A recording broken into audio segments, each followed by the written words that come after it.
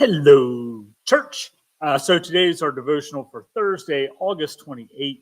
We are going to be repeating Psalm 100 probably for another two times. There's James Mays has three portions that he wants to address coming out of this brief psalm, and we'll be getting into that first section today after our introductory stuff tomorrow. And he gets into some stuff. So that means I get into some stuff. And yeah, I like trouble. Again, Psalm 100, a psalm of thanksgiving. Make a joyful noise to the Lord, all the earth. Worship the Lord with gladness. Come into his presence with singing. Know that the Lord is God. It is he that made us, and we are his. We are his people and the sheep of his pasture. Enter his gates with thanksgiving and his courts with praise.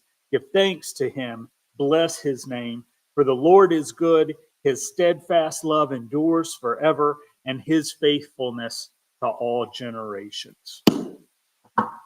That's just a good getting up in the morning kind of song. Now, a little preface before getting into Mays, because this is going to be a little denser material. One of the tricks for us as a modern audience, and especially for those of us who are living in the United States, there is a difference in our political systems.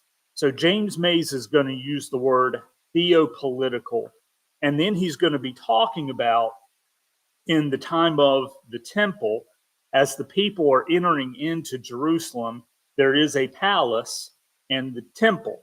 The temple is the destination, but there's also these kings. Old Testament reminder, initially, Israel is not being led by a king.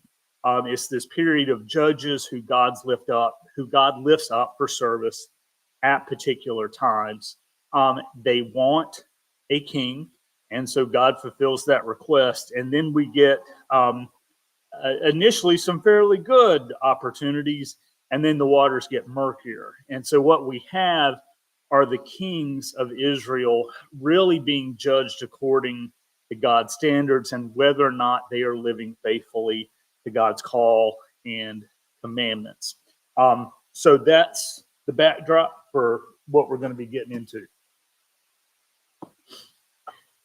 And theopolitical, you're familiar with political theology, think theology, so God and how that interplays or how it doesn't interplay.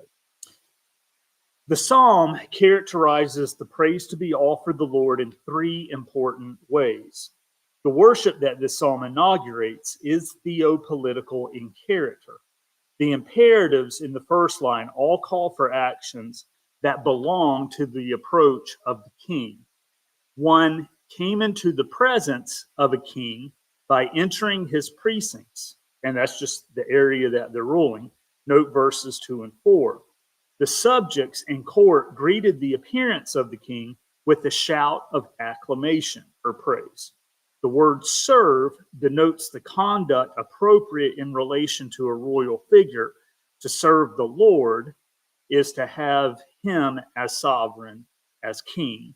To call oneself a servant of the Lord is to acknowledge dependence upon and subjection to him. So the call to worship is at the same time a summons to assemble as the realm of the Lord.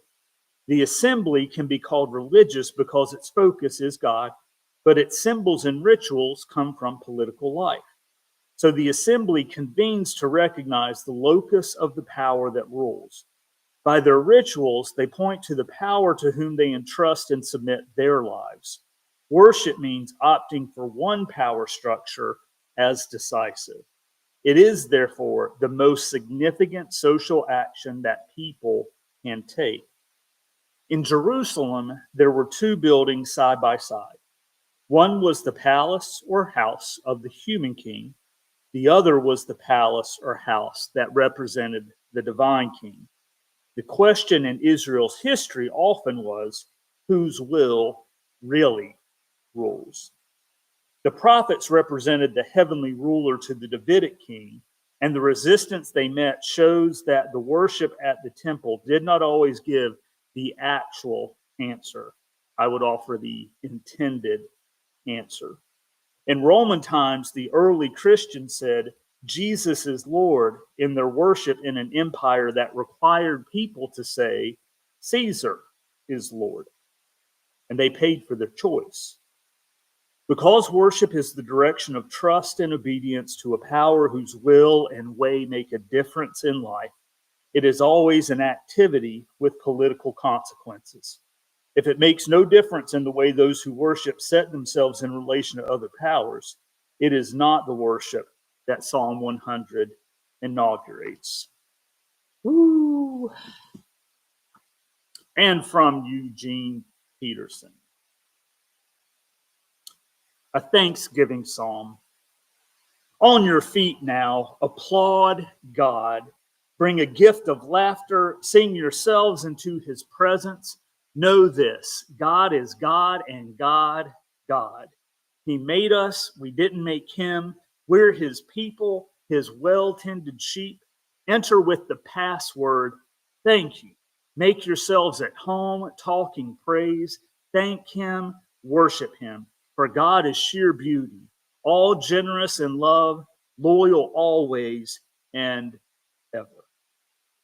Thank you, Eugene Peterson. So we'll be back for our next part as May starts addressing the second aspect that he wants to uplift from Psalm 100. Have a great day. We'll see you later. Bye-bye.